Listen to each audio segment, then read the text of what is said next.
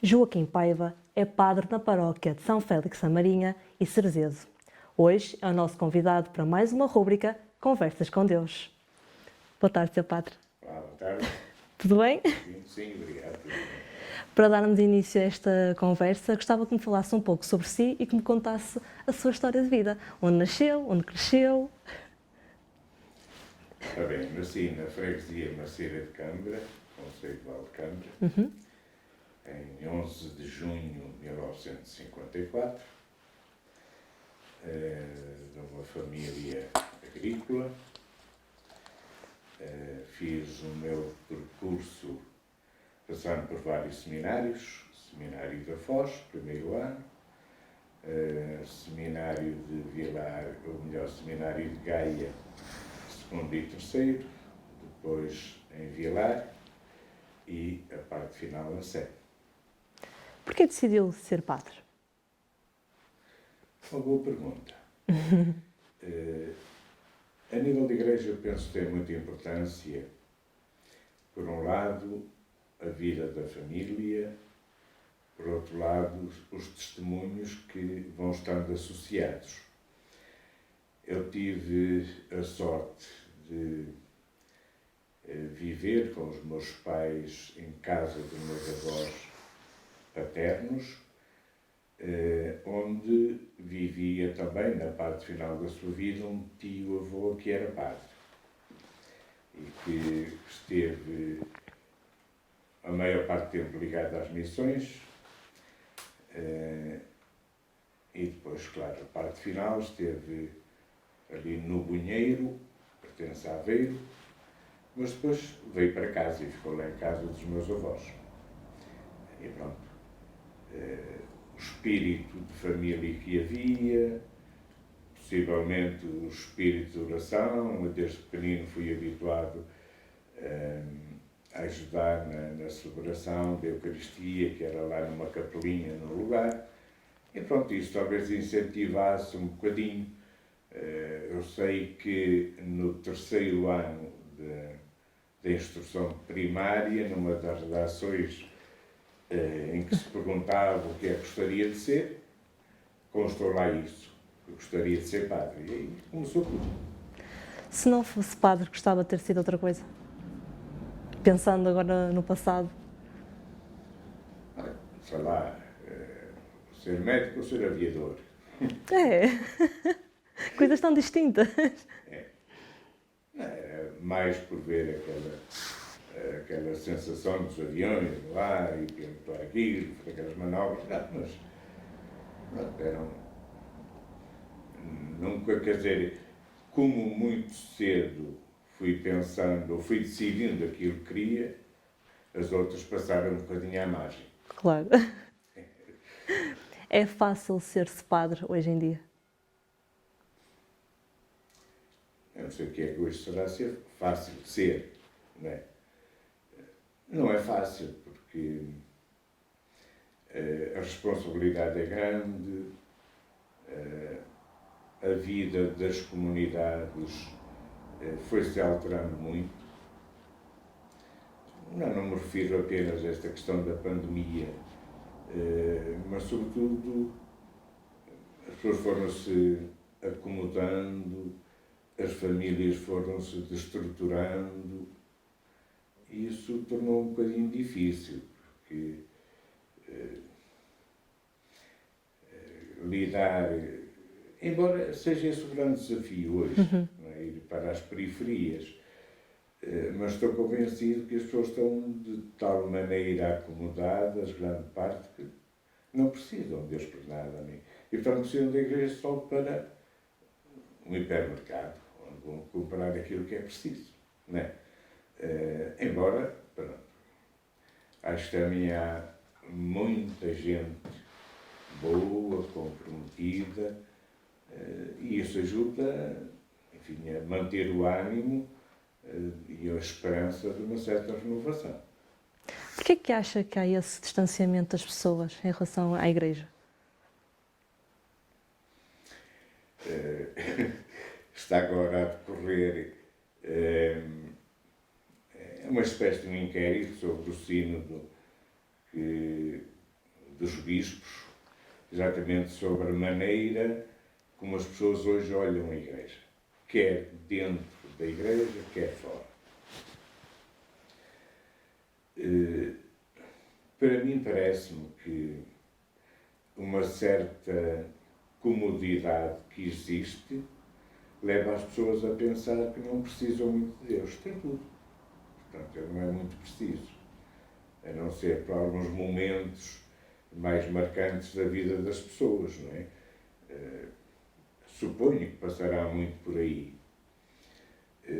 Talvez possa acontecer também que nem sempre os que estamos dentro, os cristãos, tenhamos dado um testemunho sério da nossa fé, não é? Vamos imaginar dentro de uma celebração ter pessoas que prejudicaram e outras que foram prejudicadas na mesma celebração, é muito complicado, não é? Isso leva as pessoas também a afastar-se um bocadinho. Por outro lado, hoje não se gosta muito de formação, as pessoas têm tudo à mão em termos de internet e tal, portanto aquilo que é uma formação mais específica a nível de igreja e concretamente de cada comunidade não é uma coisa que não atrai muito, não é? E portanto as pessoas afastam-se, desviam-se um bocadinho disso. Há uma maneira de reverter isso? Acredito que possa haver. Agora, se calhar, temos de alterar muito a maneira de estarmos em igreja. Sairmos um bocadinho para fora. Eu estou com muita esperança no resultado do inquérito que está a ser feito, que isso pode nos ajudar a perceber melhor o que é que as pessoas entendem da igreja, aquilo que marcou as pessoas positivamente ou aquilo que levou as pessoas a afastarem-se. Isso pode nos ajudar imenso a encontrar caminhos. A comunidade jovem, se calhar, é o setor mais que se nota mais isso. Jovens e crianças. E crianças. As nossas celebrações, entendendo um bocadinho celebrações como um certo parâmetro de avaliação cristã, é meia idade e daí para cima, não é? Crianças e jovens é mais esporadicamente, crianças mais por causa da catequese, não é? Faz parte do percurso de catequese. Os jovens estão mais ou menos ligados, mas dá-me a impressão que a Igreja, nós ainda não temos conseguido encontrar resposta para eles, não é? Portanto, eles vão muitas vezes entretentes com outros temas, com outras coisas, mas não temos conseguido cativar muito com a pessoa de Jesus Cristo. Exatamente. Como é que explicava a uma criança, por exemplo, a existência da vida depois da morte? A uma criança? É uma criança. Isso é complicado. Muito complicado. Mas como é que fazia? Se calhar com uma semente, por exemplo. Como assim? Pegamos um grão de trigo, um grão de milho, que nós apanhamos da terra, parece que ficou ali morta, e voltamos a pôr na terra e ela renasce, tem vida. Exatamente. E de lá nasce um milheiro, nasce um centeiro, nasce. Mas por aí. Não é? Porque isto em termos, digamos, muito mais, talvez mais fáceis para uma criança, porque a nível adulto nós já podemos compreender um bocadinho de outra maneira, mas aos olhos da fé. Claro. Aos olhos da fé, porque senão é difícil. Não é? Mas acho que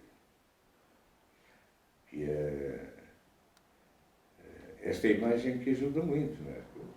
Nós pomos um milheiro na terra, se ele morrer, tem vida, dá fruto. Exato. Se não morrer, não há nada. Fica ele igual. Porque as crianças podem questionar, como não veem, podem não acreditar.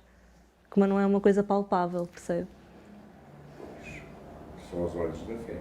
E o único testemunho que temos válido é o de Jesus Cristo. Morreu, ressuscitou, os discípulos também não acreditavam muito nisso, e ele teve de se mostrar com um corpo terreno, que estavam habituados a ver, e com um corpo glorioso que tinha nesse momento. Se bem que eles tiveram ainda a oportunidade de fazer essa experiência na transfiguração. Exatamente. Foi uma antecipação da ressurreição de Cristo. Muito bem. Portanto, isso, claro, isto já implica explicar um bocadinho mais, implica já um bocadinho um olhar de fé. Aparecem muitas pessoas não crentes.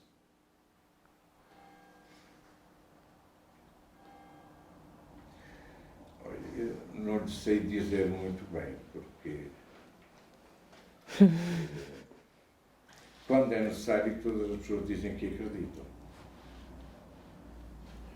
Quando não é necessário, dizem, até nem acredito, até nem tenho religião.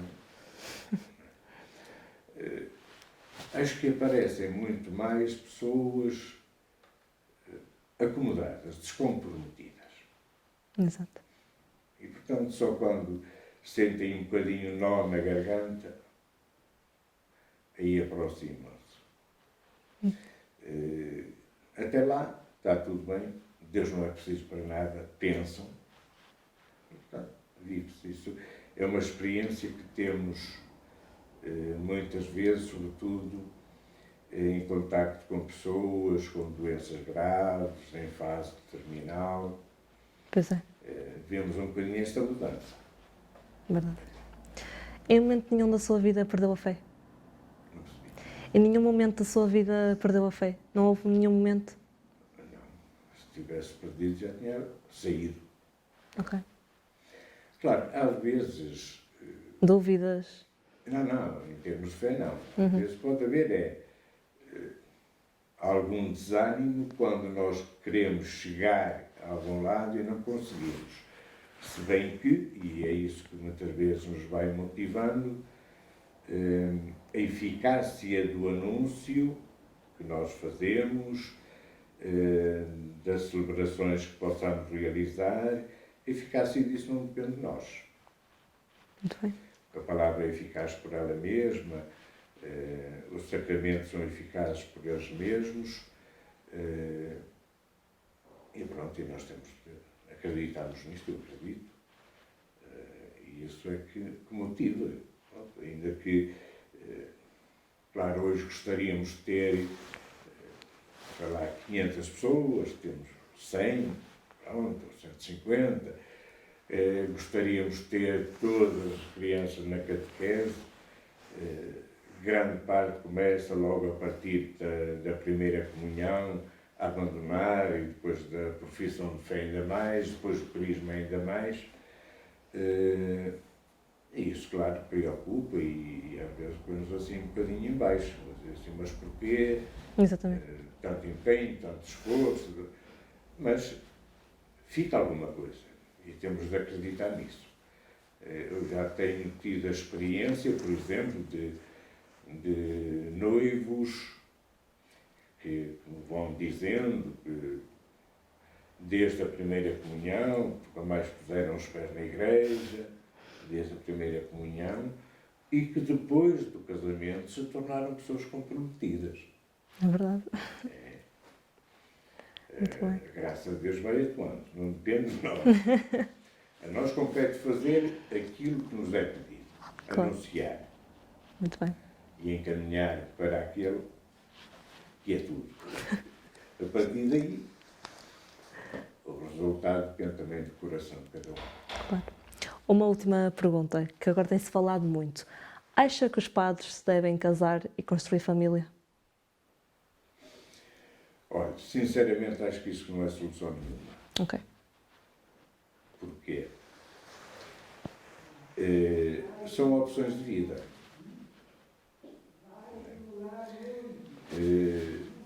E quando nos ordenamos, já temos uma idadezinha, 23, 24, portanto, é uma idade de opções.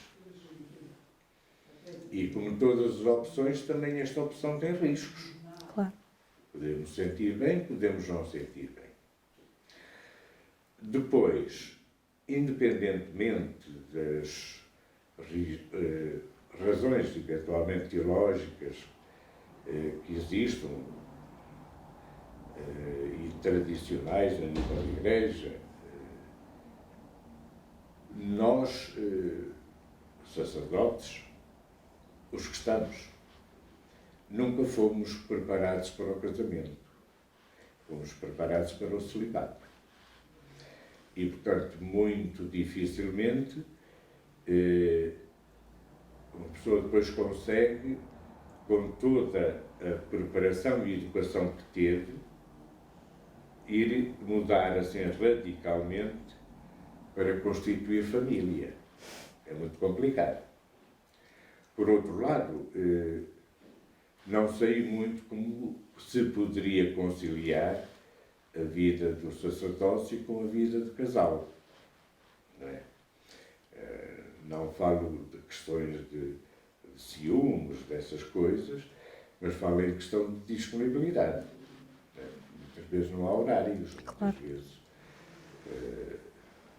não era possível garantir um mínimo de presença na família, que é fundamental. Não é? Exatamente. É certo que o celibato é uma lei de igreja, não é uma lei divina, digamos assim. E até ao século XVIII não havia esta questão. Pois, nem existia. Que começou a ser afirmado como obrigatório o celibato. Se bem que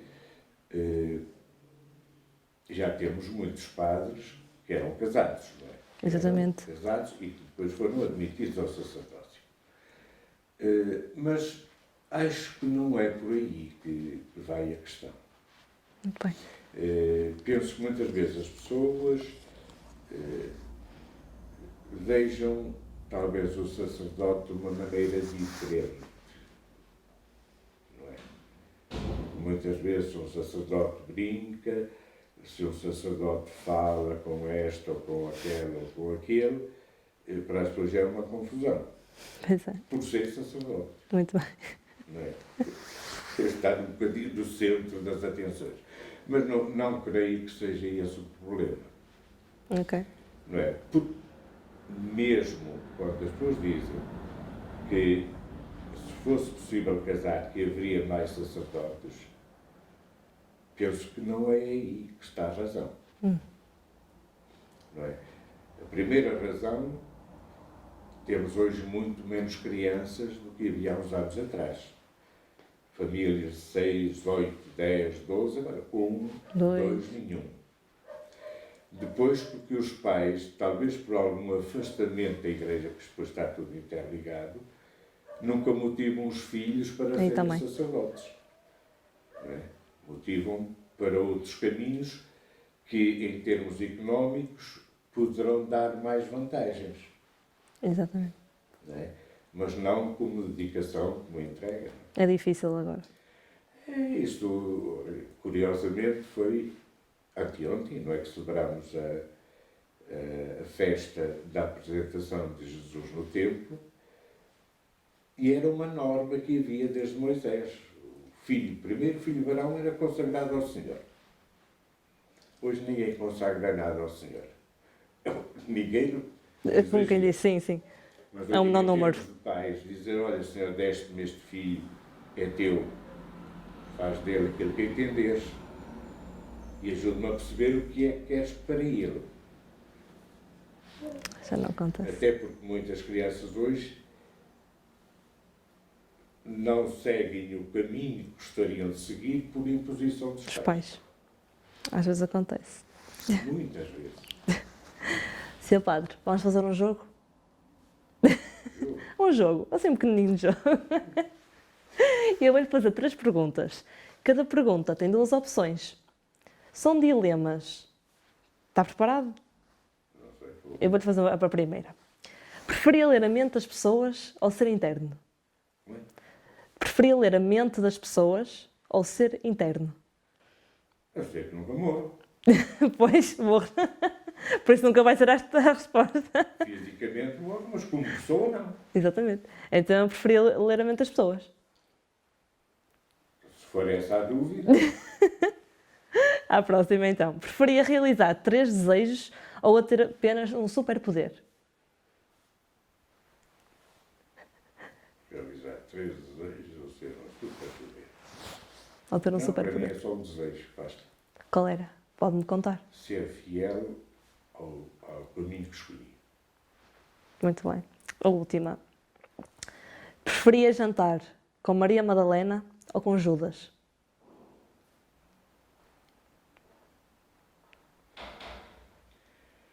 Tem 2 versões. Com Maria Madalena, pela capacidade de mudança de vida. Com Judas, para ver se o ajudava a mudar. Muito bem. Muito obrigada. Muito Nada, obrigada foi por um esta prazer. conversa. Obrigada.